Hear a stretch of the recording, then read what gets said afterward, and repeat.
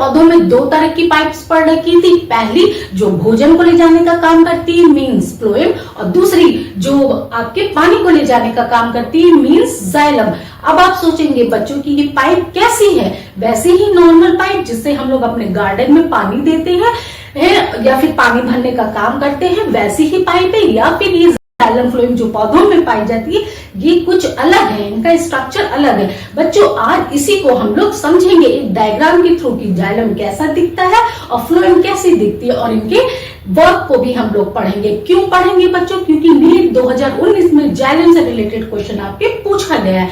इसके बाद बच्चों हम लोगों को पता है, हम लोगों ने पढ़ रखा है कि हमारी ये पूरी बॉडी किससे बनी हुई है? सेल से मिलकर बनी हुई है। जिस तरह से ब्रिक्स आपके ईंटों से मिलकर मकान बना हुआ था, वैसे ही हमारी ये बॉडी बनी हुई है। बच्चों ग्रुप ऑफ सेल्स, बहुत सारे सेल्स जो देखने में एक तरीके के होते हैं, जिनका स्ट्रक्चर एक जैसा होता है, मीन संरचना एक जैसी होती है, और जो एक जैसा ही कार्य करते हैं, वो मिलकर क्या बनाते हैं? टिश्यू बनाते हैं। आज इसी टिश्यू को हम लोगों को समझते हैं बच्चों की ये टिश्यू क्या है, कितने टाइप्स का है, इनका नाम क्या है, इनकी पहचान क्या है, इनका वर्क क्या है और इनके एग्जाम्पल क्या है। इस चीज को हम यहाँ पे बहुत ही इंटरेस्टिंग तरीके से, बहुत सिंपल मैनर में आपको मजा आएगा कवर करेंगे। इसके लिए आप 4 ये कोड एक याद कर लीजिए। ओके, ECMN, ये ECMN है क्या, इसको आगे हम लोग समझेंगे, यहाँ पे कवर करेंगे। इसलिए बच्चों वीडियो को पूरा देखिएगा। आज आपका 60% नीट का बेस बन जाएगा इस वीडियो के खत्म होने के साथ ही। ओके बच्चों, इसके बाद हम लोग डिजीज को पढ़ेंगे। क्यों डिजीज को पढ़ेंगे? क्योंकि डिजीज से रिलेटेड क्वेश्चन आपके पूछा गया है, 2021 में पूछा गया है। क्या पूछा गया है कि एड्स किससे होता है? आपके ये क्वेश्चन नीट में पूछा गया, आप PYQ में जाके चेक करिएगा। ओके बच्चों, तो डिजीज 2 तरीके की होती है, एक जो फैल सकती है एक पर्सन से दूसरे पर्सन में, एक जो नहीं फैलती है। कौन कौन सी डिजीज होती है, उनके एग्जाम्पल क्या है, उनकी रोकथाम क्या है, इन सब चीज को हम यहाँ पे बच्चों कवर करेंगे बहुत बहुत बहुत अच्छी तरीके से, ताकि आपको आसानी से याद हो जाए। ओके बच्चों, तो मैं हूं आपकी बायोलॉजी मेंटर और हम लोग यहाँ पे स्टार्ट कर रहे हैं अपना नीट का फाउंडेशन। हमारा सिर्फ एक ही मिशन है, नीट के एग्जाम को क्रैक करना। ओके बच्चों, और अपने डॉक्टर बनने के सपने को पूरा करना। तो हम लोग आइए बहुत अच्छे से बिना टाइम वेस्ट किए फटाफट से अपने टॉपिक्स को स्टार्ट करते हैं। हम लोगों ने 6th, 7th, 8th NCERT science biology के ऑलरेडी उन चैप्टर्स को कंप्लीट कर रखा है जिनसे आपके नीट में क्वेश्चन पूछे गए। इस तरह से हम लोगों ने 10 to 12 क्वेश्चन कवर कर लिए हैं 6th, 7th, 8th बायोलॉजी के चैप्टर्स से, और क्लास 11, 12 एनसीईआरटी साइंस बायोलॉजी के कुछ चैप्टर्स का हम बेस बना चुके हैं। टोटल 40% बेस हमारा बन चुका है। आज हम 20% बेस अपने क्लास 9th के चैप्टर्स को, उन टॉपिक को कवर करके जो नीट के पॉइंट ऑफ व्यू से इंपॉर्टेंट है, और क्वेश्चंस नीट के कवर करेंगे, और अपना क्लास 11, 12 एनसीईआरटी साइंस के बायोलॉजी के चैप्टर्स का बेस बनाएंगे बच्चों। तो आगे बच्चों हम लोग फटाफट से स्टार्ट करते हैं अपना पहला टॉपिक। ओके बच्चों, पहला टॉपिक आपका प्लांट टिश्यू हम लोगों को कवर करना है। ओके, प्लांट टिश्यू में हम लोगों को 2 टिश्यू पढ़ने हैं, जाइलम और फ्लोएम। आइए इसका स्ट्रक्चर देखना देना हम लोगों को। तो एक रफ डायग्राम हम लोग बनाते हैं, देखिए फटाफट से बनाते हैं बच्चों। एक बार आप स्ट्रक्चर देख लीजिए ताकि आपको क्लियर हो जाए कि ये पाइप की तरह भाई नहीं दिखता है। जाइलम और फ्लोएम जो है ये आपके नॉर्मल पाइप की तरह नहीं दिखता है, ठीक है।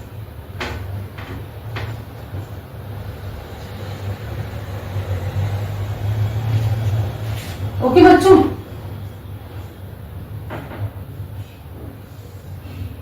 ये सिर्फ आपका रफ डायग्राम है अब आपको समझने के लिए कि जाइलम और फ्लोएम का स्ट्रक्चर क्या है,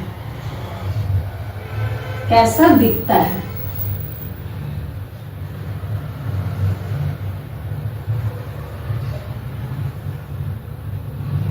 जाइलम वर्सेस फ्लोएम। ओके बच्चों,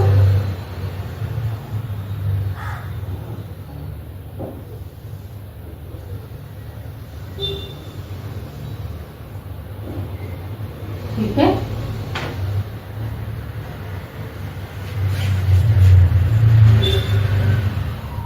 ओके, अब हम लोग देखते हैं ये क्या चीज है।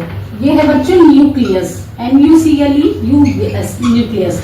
NUCLEUS, okay. और ये जो पूरा भरा हुआ है इसमें डॉटेड डॉटेड डॉटेड एरिया है, ये क्या है बच्चों? ये है आपका साइटोप्लाज्म। साइटोप्लाज्म अब आ गया ना। आप पूछेंगे कि मैम ये न्यूक्लियस और साइटोप्लाज्म क्या है? अगर आपने मेरी क्लास 6, 7 और 8 की एनसीईआरटी साइंस के वन शॉट नहीं देखे, जो ब्रह्मास्त्र डे 1, डे 2, डे 3 हमने किया था, अपना नीट का 60% बेस जो हम लोगों ने बना रखा था, अगर आपने नहीं कवर किया तो आपको बच्चों नहीं समझ में आएगा। फिर आप पूछेंगे कि मैम ये न्यूक्लियस कहां से आ गया, ये क्या चीज है? इसीलिए बच्चों क्लास 11th को पढ़ने से पहले, क्लास 11 के एनसीईआरटी साइंस बायोलॉजी के चैप्टर्स को पढ़ने से पहले हम लोग उसका एक बेस बना ले रहे हैं, नीट का अपना बेस बना रहे हैं, जिससे कि हमको वहां पे आसानी हो पढ़ने के लिए। क्लास 11th में बार बार आपको जाइलम वर्ड यूज किया जाएगा, तब आप सोचेंगे कि ये जाइलम क्या है। अगर आपने नहीं पढ़ रखा होगा, आपने पढ़ा होगा, आपको क्लियर नहीं होगा, तो आप पूछेंगे मैम ये जाइलम क्या है? अभी आपने 6 में पढ़ा, 7th में फोटोसिंथेसिस चैप्टर में पढ़ा ना, जाइलम फ्लोएम कैसे खाना बन रहा है, पानी बन रहा है, इसको थोड़ा सा आपने पढ़ा। अभी फिर आप 9th क्लास में पढ़ रहे, तो आपको क्लियर हो गया कि जाइलम क्या है। जाइलम का काम है, ये एक वेसल है पाइप की तरह, जैसे नॉर्मल पाइप का काम है कि वाटर को फ्लो करता है, इसी तरह से जाइलम भी क्या करता है, ये वाटर को ले जाने, वाटर को ट्रांसफर करने का काम करता है बच्चों, ठीक है। रूट से आपके ऊपर तक, लीफ तक वाटर को ले जाता है। आइए देखिए बच्चों, ये न्यूक्लियस हो गया और ये हो गया आपका साइटोप्लाज्म। ओके, ये आपका xylem, xylem parenchyma. Parenchyma means ये जाइलम टिश्यू है। वो कैसे दिखता है? उसके अंदर एक न्यूक्लियस और साइटोप्लाज्म भरा रहता है। साइटोप्लाज्म फ्लूइड था ना जो सेल के अंदर भरा रहता था, ठीक है। और ये क्या है बच्चों? आइए देखिए यहाँ पे, ये आपकी पैरेन्काइमा टिश्यू है। हाँ, parenchyma, sorry phloem, PHLOEM, phloem, phloem parenchyma, phloem parenchyma. Okay, अब इसमें ये क्या चीज है आपका? SIEVE, सीव प्लेट है ये। अभी सिर्फ आप इसका स्ट्रक्चर समझिए, ये आपका बेस बन रहा है यहाँ पे। आगे क्लास 11th में आपको डिटेल में पढ़ाया जाएगा, तब आपका कॉन्सेप्ट क्लियर होगा कि अच्छा भैया जाइलम ये काम करता है, पानी ले जाने का काम करता है पौधों में, फ्लोएम क्या करता है, फूड ले जाने का काम करता है। तो आगे आपको समझने में बच्चों इजी होगा, ठीक है। ये आपका सीव प्लेट हो गया। ये जो खाली जगह है ये आपकी SIEVE सीव ट्यूब है। ओके, ये आपकी कंपेनियन सेल्स हो गई, कंपेनियन सेल्स। अभी सिर्फ नाम जानिए आप, और कुछ आपको नहीं जानना है बहुत डिटेल में। ये आपकी फ्लोएम के टिश्यू है। क्लियर हो गया बच्चों?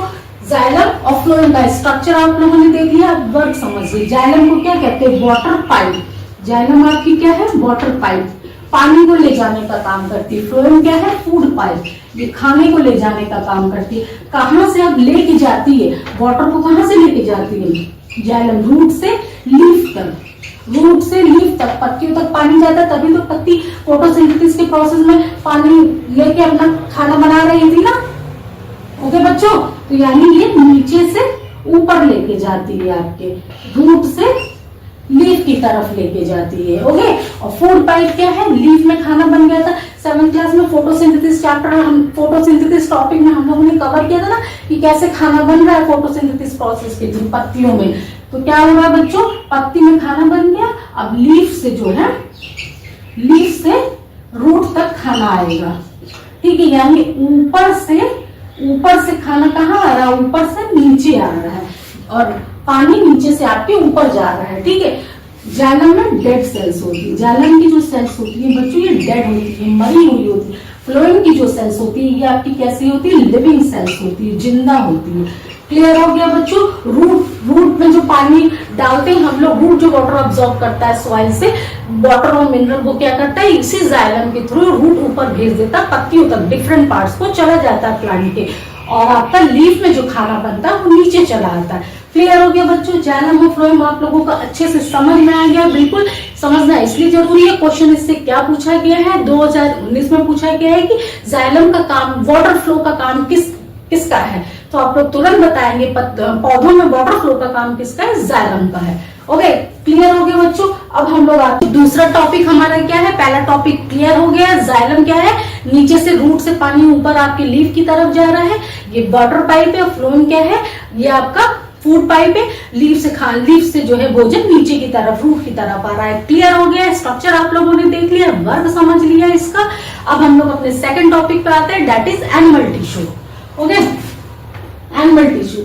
अब इसमें हम लोगों ने बताया था एनिमल टिश्यू, मैंने आपको बताया था ना अभी कोड, कि आप इसको याद कर लीजिए। ठीक है, एक सूत्र बताया था, क्या बताया था बच्चों, ECMN, ECMN, इसको आप रट लीजिए बिल्कुल, ECMN। ये ECMN क्या है बच्चों, E for epithelial tissue, E for epithelial tissue, C for connective tissue, M for muscular tissue and N for nervous tissue. यही 4 टिश्यू के बारे में यहाँ पे हम लोगों को पढ़ना है कि ये कैसे दिखते हैं, इनकी पहचान क्या है, इनका काम क्या है और इनकी एग्जाम्पल क्या है। ओके बच्चों, नाम यहाँ पे हम लिख देते हैं, E for epithelial, epithelial. Okay, C for connective tissue, connective tissue, M for muscular, MUSCULAR, और N फॉर नर्वस। दिख रहा है ना सबको, विजिबल है कि नहीं, नर्वस टिश्यू। क्लियर हो गया। ECMN epithelial, C for connective, M for muscular और N फॉर नर्वस टिश्यू। अब आ जाइए बच्चों फटाफट से, हम यहाँ पे सिर्फ शॉर्ट फॉर्म लिख रहे हैं आपको, ECMN। इनका हम स्ट्रक्चर देख लेंगे सबका। ओके, इनका हम स्ट्रक्चर देखेंगे, कैसे ये दिखते हैं, वर्क क्या करते हैं बच्चों, एग्जाम्पल क्या है। देखिए, इपिथेलियल टिश्यू को सबसे पहले हम समझते हैं कि इपिथेलियल टिश्यू क्या होता है। तो जिस तरह से बच्चों हम लोगों ने पढ़ रखा था कि हाँ, ईंटों से क्या होता है, हमारा घर बनता है। ईंट, कई सारे ईंट मिलके चारों तरफ से घेर के मकान बना रहे थे ना, हमारा फ्लैट बना रहे थे, बिल्डिंग बना रहे थे, घर बना रहे थे। उसी तरह से इपिथेलियल टिश्यू क्या है, ये जो हमारी स्किन है, बॉडी पे पूरी क्या है, स्किन है ना, स्किन की लेयर है। तो स्किन का सबसे बाहरी परत जो होता है वो इपिथेलियल टिश्यू होता है। किससे बना होता है, इपिथेलियल टिश्यू का, टिश्यू का बना होता है। ओके बच्चों, ये क्या करता है, कवर करने का काम। ये कवर कर रहा है ना हमारी बॉडी को, स्किन की आउटर मोस्ट लेयर है, सबसे बाहरी परत, ये कवर करने का काम करता है। कवर करके क्या करता है, प्रोटेक्ट करता है, हमारी बॉडी की सुरक्षा करता है, हमारी स्किन की रक्षा कर रहा है। ओके बच्चों, देखिए अब ये होता कैसे, कैसे दिखता है, जिस तरह से ईंटें नहीं होते हमारे, जिस तरह से हमारी ब्रिक्स होती है, ठीक है, ये आपकी ईंट है, देखिए ब्रिक्स है, उसी तरह से इपिथेलियल टिश्यू होती है। मतलब इनके बीच में कोई, इन सेल्स के बीच में कोई गैप नहीं होता है। टिश्यू आप समझ गए थे ना कि ग्रुप ऑफ सेल्स होती है। अभी मैंने इंट्रोडक्शन में बताया कि बहुत सारी सेल्स जो एक तरह से दिखती है और एक ही जैसा काम करती है, उनको हम टिश्यू बोलते हैं। ओके बच्चों, तो इपिथेलियल टिश्यू की क्या पहचान है कि इनके बीच में कोई गैप नहीं होता है, ये बिल्कुल सटी हुई होती है। ये तभी तो कवर बना रही है, ठीक है, कवर करने का काम कर रही है, प्रोटेक्ट करने का काम कर रही है। तो लिखिए नो गैप, इनकी सेल्स के बीच में कोई गैप नहीं होता है, ठीक है, बिल्कुल सटी हुई होती है। ये आपको यहाँ पे गैप दिख रहा है, गैप नहीं है, ईंटों की तरह ये पूरा कवर बनाती है। और इनका वर्क क्या है बच्चों, ये कवर का काम करती है और प्रोटेक्शन का काम करती है, प्रोटेक्शन। ओके बच्चों, एग्जाम्पल क्या है इनका, एग्जाम्पल है स्किन। स्किन की सबसे बाहरी परत में क्या होता है, इपिथेलियल टिश्यू होता है। और माउथ, हमारा जो मुंह है उसके अंदर, हमारे माउथ के अंदर का जो ये बना हुआ है, इसको क्या, ये भी इपिथेलियल टिश्यू है, उसी की लेयर है आपकी। तो क्लियर हो गया बच्चों, इपिथेलियल टिश्यू कैसा दिखता है। इनकी सेल्स बिल्कुल पास पास में होती है, इनमें गैप नहीं होता, ये कवर करने का काम करती है, प्रोटेक्ट करने का काम करती है। स्किन की बाहरी परत, सबसे पहली परत जो होती है वो क्या होती है, इपिथेलियल टिश्यू, और माउथ के अंदर की इपिथेलियल टिश्यू होती है। अब कनेक्टिव टिश्यू में आ जाए, कनेक्टिव टिश्यू क्या है, देखिए कनेक्टिव टिश्यू बच्चों कैसी होती है, ये आपकी ऐसी, ठीक है, कनेक्टिव टिश्यू के बीच में गैप होता है, ठीक है, इनके बीच में क्या होता है, कनेक्टिव टिश्यू की सेल्स के बीच में गैप होता है, ठीक है। और उस गैप में क्या भरा होता है बच्चों, फ्लूइड भरा होता है, जिसको हम लोग क्या बोलते हैं, मैट्रिक्स, जिस तरह से साइटोप्लाज्म पूरा साइटोप्लाज्म भरा हुआ था ना हमारे सेल के अंदर, डॉटेड एरिया, एक लिक्विड था, फ्लूइड था, उसको क्या बोल रहे थे हम लोग? साइटोप्लाज्म बोल रहे थे। न्यूक्लियस में न्यूक्लियोप्लाज्म था। उसी तरह से कनेक्टिव टिश्यू में हमारे लिक्विड जो भरा रहता है, फ्लूइड जो भरा रहता है, सॉरी तरल पदार्थ, उसको मैट्रिक्स बोलते हैं। क्लियर है बच्चों? सेल्स के बीच में गैप होता है। अच्छा, जिस तरह से कनेक्टिव टिश्यू, नाम से आपको समझ में आ रहा है, कनेक्टिव मीन्स कनेक्ट करने वाला, ठीक है, कनेक्ट। तो इसका काम क्या है? ये कनेक्ट करता है, मीन्स जोड़ता है, जोड़ने का काम कर रहा है, ठीक है, सपोर्ट दे रहा है, ठीक है। ये ऑर्गन्स को, ये आपकी बॉडी को, एपिथेलियम ने तो आपका बॉडी का कवर बना दिया। अब इसके अंदर जो भी आपके ऑर्गन्स है, जो भी पार्ट्स है, उसको जोड़ कौन रहा है, जोड़ने का काम कौन करता है?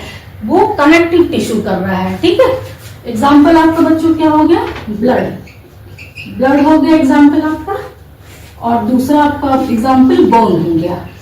ब्लड में आपके फ्लूइड मैट्रिक्स पाया जाता है, फ्लूइड मैट्रिक्स मीन्स तरल पाया जाता है, ठीक है। और बोन में आपके हार्ड मैट्रिक्स पाया जाता है बच्चों। अभी बस इतना समझ लीजिए कि आपका बेस क्लियर है, ठीक है। आगे चल के डिटेल में हम लोग इसको पढ़ेंगे। एग्जाम्पल आपका टेंडन, ओके। क्लियर हो गया बच्चों? क्यों हम लोग कनेक्टिव टिश्यू को पढ़ रहे हैं? क्योंकि इससे आपका नीट 2020 में क्वेश्चन पूछा गया है। क्या पूछा गया है? कि ब्लड क्या है, ब्लड क्या है आपका, ब्लड क्या है? तो आप बताएंगे ब्लड कनेक्टिव टिश्यू है, कनेक्टिव टिश्यू। हम लोगों ने पढ़ा ना ब्लड और बोन्स का एग्जाम्पल। एपिथेलियल टिश्यू से आपके क्या क्वेश्चन पूछा गया था? कि स्किन, नीट से रिलेटेड क्या क्वेश्चन है? स्किन क्या है, कौन सा टिश्यू है? तो आप बताएंगे एपिथेलियल टिश्यू। क्लियर है बच्चों? अब आ जाइए आप अपने मस्कुलर टिश्यू पे। अब मस्कुलर टिश्यू क्या होता है? एक ने तो कवर बना दिया, दूसरे ने जोड़ दिया, कवर बना, फिर अंदर के पार्ट्स कैसे ऑर्गन सब कुछ जुड़ गए, जोड़ने का काम कनेक्टिव टिश्यू कर रहा है। मस्कुलर टिश्यू क्या है बच्चों? ये बॉडी की मशीन है, एम फॉर मस्कुलर मशीन। ये क्या है? मशीन ऑफ बॉडी, बॉडी की मशीन है, ठीक है, मशीन ऑफ बॉडी। अब ये कैसी होती है बच्चों? इसकी पहचान क्या है? देखिए, ये आपकी लंबी लंबी होती है, इसकी सेल्स लंबी होती है। सेल्स कैसी होती है? सेल्स लंबी होती है। हिंदी में समझ में आ रहा है ना? देखिए, लंबी होती है, ओके। सेल्स इसकी लंबी होती है और धारीदार होती हैं। इनकी धारियां इनमें दूर दिखती हैं, ठीक है। जब हम माइक्रोस्कोप से देखेंगे तो धारियां दिखेंगी। ये इसकी पहचान है कि एपिथेलियल सेल्स के बीच में कोई गैप नहीं होता है, आपस में सटी हुई होती है। कनेक्टिव टिश्यू के सेल्स के बीच में गैप होता है और मैट्रिक्स, लिक्विड, एक फ्लूइड भरा रहता है, जिसको मैट्रिक्स बोलते हैं। और मस्कुलर टिश्यू की आपकी सेल्स कैसी होती है? लंबी लंबी होती है, धारी जैसी होती है, ओके, धारीदार होती है बच्चों। अब इनका काम क्या है? इनका काम क्या है बच्चों? ये कॉन्ट्रैक्ट करके, कॉन्ट्रैक्शन के थ्रू कॉन्ट्रैक्ट होती है मसल्स, और ये क्या करती है? मूवमेंट का काम, मूवमेंट कराती है, मूवमेंट कराती है। क्लियर हो गया? एक ने कवर बना दिया, बॉडी का एक ढांचा बन गया आपका, खड़ा हो गया आपका शरीर, उसके अंदर सारी चीजों को जो जोड़ने का काम है कनेक्टिव टिश्यू ने कर दिया। अब ये आपका मस्कुलर टिश्यू क्या कर रहा है? मूवमेंट का काम। ये हाथ हमारा जो मूव कर रहा है, हम ऐसे मोड़ रहे हैं, ऐसे कर रहे हैं, ऐसे कर रहे हैं, ये सब कैसे कर रहे हैं? मूवमेंट का काम इसी मस्कुलर टिश्यू की वजह से हो रहा है। क्लियर है आप लोगों को बच्चों? और हमारा जो हार्ट है, ओके, हार्ट, दिल की धड़कन आप लोगों ने सुनी होगी कि हार्ट बीट होती है, यार मेरा दिल धड़क रहा है। जब आप तेजी से दौड़ते हैं, चलते हैं, तो आपकी सांस फूलने लगती है ना, दिल की धड़कन तेज हो जाती है। तो हार्ट, ये धड़कन कैसे होती है? इसी मस्कुलर टिश्यू की वजह से होती है। ओके बच्चों, क्लियर हो गया आपका? हैंड मूवमेंट कैसे होता है? Heartbeat. अच्छा, क्यों पढ़ रहे हैं बच्चों? क्योंकि इससे रिलेटेड क्वेश्चन आपको पूछा गया था कि हार्ट क्या है, हार्ट आपका क्या है? तो आप बोलेंगे कि हार्ट मसल्स है। हार्ट में कार्डियक मसल्स पाए जाते हैं, हार्ट एक कार्डियक मसल्स है। ओके, क्लियर है बच्चों? अब इसके बाद हम लोग अपने लास्ट पे आ जाएंगे, नर्वस टिश्यू। अब ये नर्वस टिश्यू क्या हो गया? 3 टिश्यू हम लोग ने कवर कर दिया। ये क्या है बच्चों? ये आपका क्या है? ब्रेन। मीन्स ये इंटरनेट है पूरी, ये इंटरनेट ऑफ बॉडी,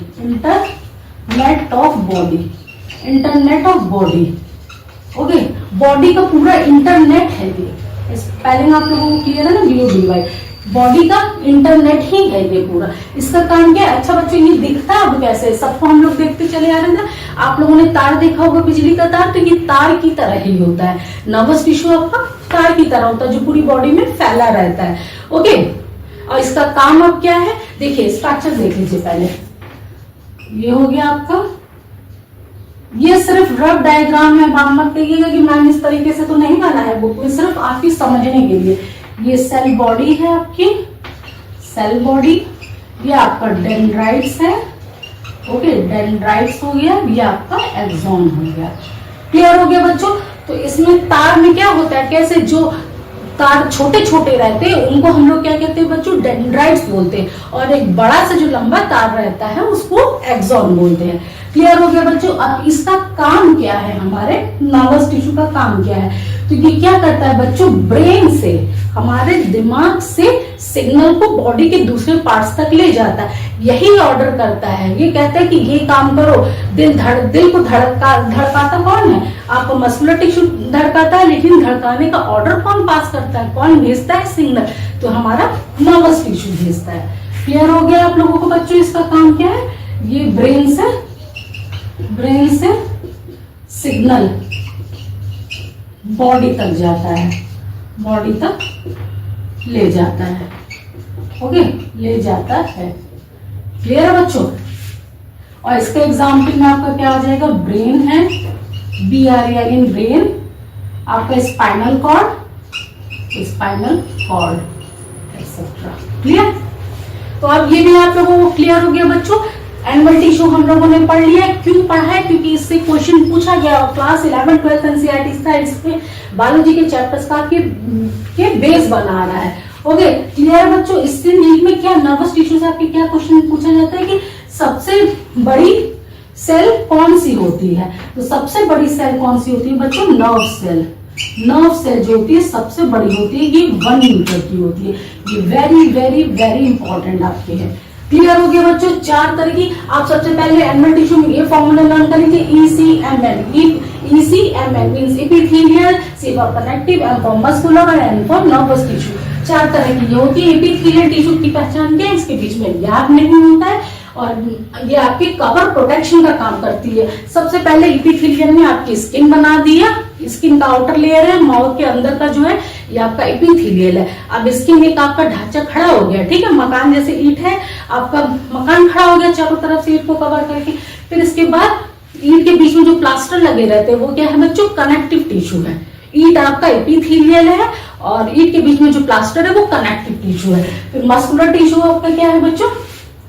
ये मूवमेंट करने के लिए आपको कॉन्ट्रैक्ट करता है मसल्स को, ठीक है। और तार जो है बिजली के तार से आप नर्वस टिश्यू को समझ लेते हैं। क्लियर हो गया बच्चों यहाँ तक? इनके सेल्स के बीच में गैप नहीं होता है, कनेक्टिव टिश्यू के सेल्स के बीच में गैप होता है। क्यों गैप होता है? क्योंकि इसमें मैट्रिक्स भरा होता है। और इनके सेल्स, मस्कुलर टिश्यू के सेल्स कैसे दिखते हैं? इनके सेल्स लंबे होते हैं और उसमें धारियां दिखाई देती है। नर्वस टिश्यू के सेल्स कैसे होते हैं? ये तार की तरह दिखाई देते हैं, छोटे छोटे तार, डेंड्राइट्स। एक लंबा तार जो मेन होता है उसको एक्सॉन बोलते हैं। एपिथेलियल टिश्यू का काम क्या है? कवर प्रोटेक्शन का काम है। स्किन और माउथ इसके एग्जाम्पल हैं, ठीक है। और कनेक्टिव टिश्यू का काम क्या है? कि कनेक्ट करने का, जोड़ने का, सपोर्ट करने का काम करता है।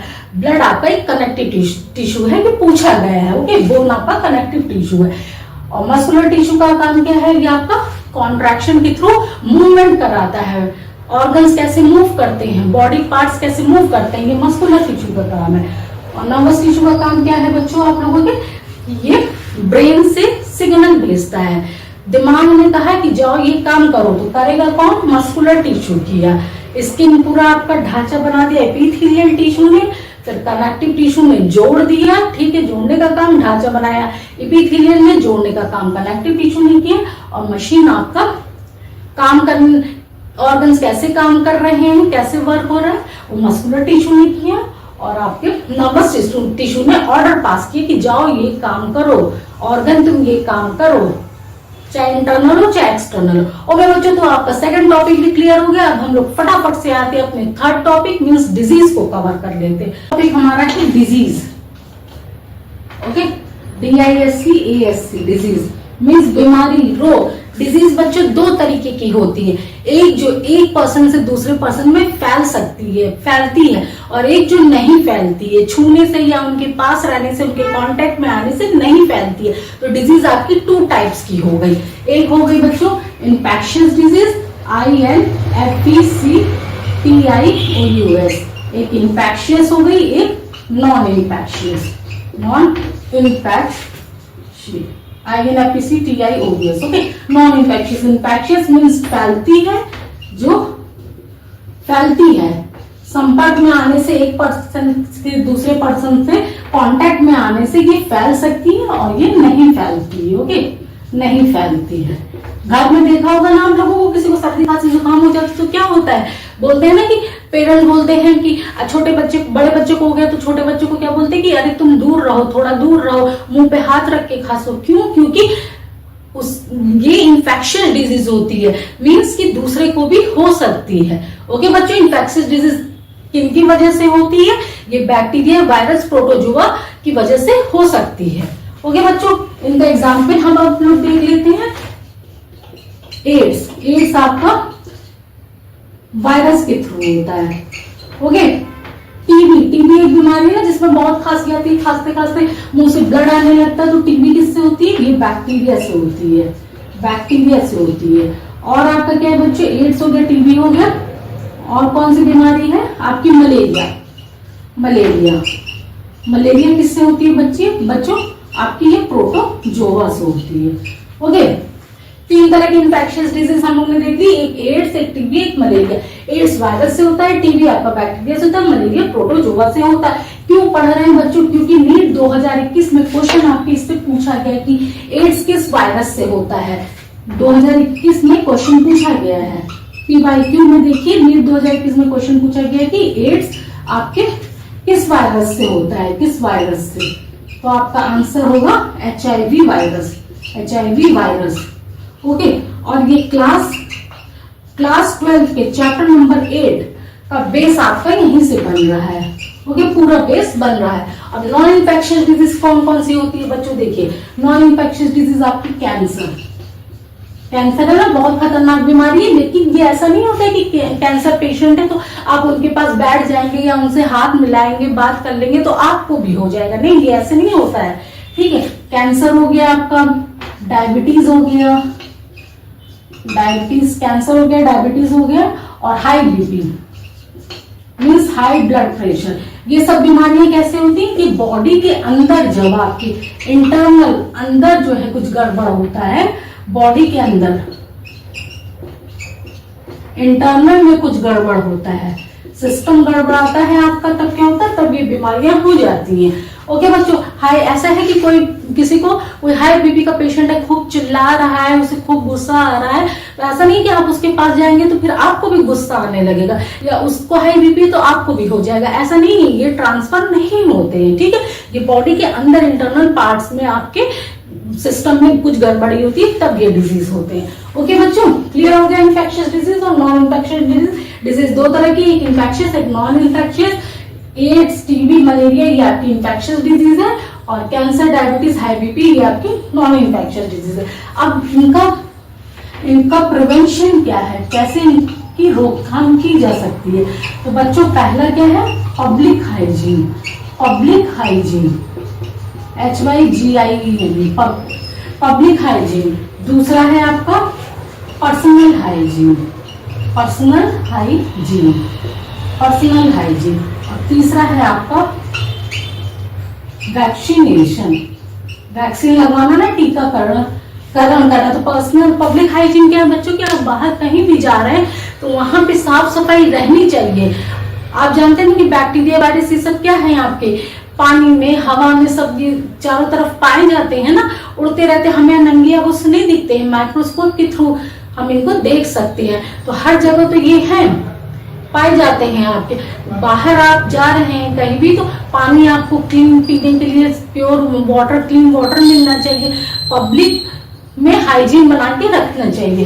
दूसरा आपका पर्सनल हाइजीन क्या है कि खुद की भी, बाहर तो चलो ठीक है, हर चीज साफ सफाई रहनी चाहिए, रोड पे सड़कों पे पानी पीने वाला साफ रहना चाहिए और सब चीज की स्वच्छता बनाए रखनी चाहिए, लेकिन पर्सनल हाइजीन भी तो रखना चाहिए। पर्सनल हाइजीन हम लोग कैसे रखेंगे बच्चों, कि कहीं भी हमको हाथ हैंड वॉश करना चाहिए। कोई भी चीज बाहर से आ रहे हैं हम, तो किसी चीज को टच करें उसके पहले हाथ धुलना चाहिए। क्यों? क्योंकि हमारी ये हैंड है, हमने किसी चीज को टच किया तो हमें दिखाई तो नहीं दे रहा है, लेकिन बैक्टीरिया, वायरसेस, प्रोटोजोआ, ये सब चीजें क्या रहती हैं, पानी में है, एयर में हमारी फैली हुई है चारों तरफ, तो ये हमारे हैंड पे बैठ जाते हैं, उस सामान से हमारे भी हैंड में लग जाएगी। और जब हम कोई चीज खाएंगे पिएंगे या अपनी स्किन ऐसे टच कर रहे हैं तो ये हमारी बॉडी में एंटर कर जाती है। ओके बच्चों, तो पब्लिक हाइजीन बनाए रखना चाहिए, पर्सनल हाइजीन और वैक्सीनेशन, टीकाकरण बहुत जरूरी है। अभी आप लोगों ने देखा ना, कोरोना आया था तो सबको टीका लगाया जा रहा था, कोरोना से बचने के लिए, रोकथाम के लिए, प्रिवेंशन के लिए टीकाकरण। मिजल्स आपके जो चेचक हो जाते हैं उसका भी टीका लगाया जाता है ना बच्चों, ठीक है, तो इनको टीबी का आपको लगाया जाता है। ये सब आपके क्या है, रोकथाम के उपाय है, प्रिवेंशन के उपाय। तो बच्चों यहाँ से आज हम लोगों ने अपने 3 टॉपिक कवर कर लिए। ओके, क्यों कवर किए हैं? क्योंकि नीट से में क्वेश्चन पूछा गया, देखा ना आप लोगों ने बच्चों, पूछा गया कि जाइलम का काम क्या, पानी ले जाने का पहला क्वेश्चन नीट 2019 में आपके पूछा गया कि पानी ले जाने का काम कौन करता है, तो पानी ले जाने का काम जाइलम करता है पौधों में। दूसरा क्वेश्चन आपसे पूछा गया कि ब्लड, नीट 2020 में ये पूछा गया कि ब्लड क्या है, कनेक्टिव टिश्यू है। तीसरा क्वेश्चन नीट 2021 में पूछा गया कि एड्स किस वायरस से होता है, तो आप तुरंत बोलेंगे HIV वायरस से। तो 3 क्वेश्चन आज हम लोगों ने बच्चों क्लास 9 NCERT साइंस बायोलॉजी के नीट के बेस पे कवर कर लिया है हम लोगों ने, और क्लास 11 12 के कुछ चैप्टर्स के बेस बना लिए बच्चों बहुत अच्छे से। आज हमारा कितना 60% नीट का बेस कवर हो चुका है बच्चों। अब हम लोग इसी तरीके से, जिस तरह से हम लोग ने 6, 7, 8 कवर किया, आज 9 भी कवर कर लिया। अब हम लोग नेक्स्ट वीडियो में क्लास 10 NCERT साइंस के सिर्फ उन्हीं चैप्टर्स को कवर करेंगे जो नीट के पॉइंट ऑफ व्यू से आपके इंपॉर्टेंट है बच्चों, ठीक है। और आपके क्लास 11 12 NCERT साइंस बायोलॉजी के चैप्टर्स का बेस बना रहे हैं, आपको पढ़ने में इजी रहेगा ना, टर्म्स आपको पहले से सुने रहेंगे, पता रहेगा कि ये चीजें क्या है, फोटोसिंथेसिस क्या है, जाइलम क्या है, सेल क्या है, टिश्यू क्या है, न्यूक्लियस क्या है। तो ये आपको 11th में पढ़ने में, 12th में, 11 12 में पढ़ने में आसानी रहेगी बच्चों, ठीक है, क्लियर है। तो मिलते हैं बच्चों, आज के लिए बस इतना ही, और आप वीडियो को जरूर से देखिएगा नेक्स्ट आने वाली वीडियो को, ताकि आपका पूरा नीट का बेस अभी 60% कंप्लीट हुआ है, 40% 6, 7 और 8 से, और आपका 20% मीन्स 60% 9 क्लास से, बाकी का जो बचा हुआ बेस है वो आपका किससे कंप्लीट होगा, क्लास 10 कवर करते ही कंप्लीट हो जाएगा। इसके बाद हम लोग बहुत अच्छे से इंपॉर्टेंट तरीके से नीट के PYQ को साथ में लेते हुए क्लास 11 NCERT साइंस के बायोलॉजी के चैप्टर्स को स्टार्ट करेंगे बच्चों।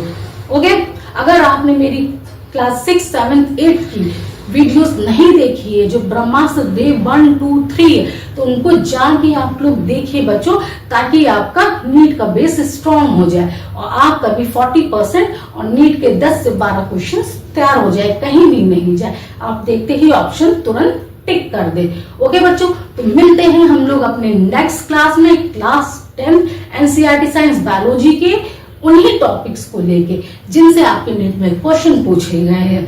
ओके बच्चों, और अपने डॉक्टर बनने के सपने को हम लोग यहाँ पे मिलके पूरा करेंगे। आज के लिए बस इतना ही, थैंक यू।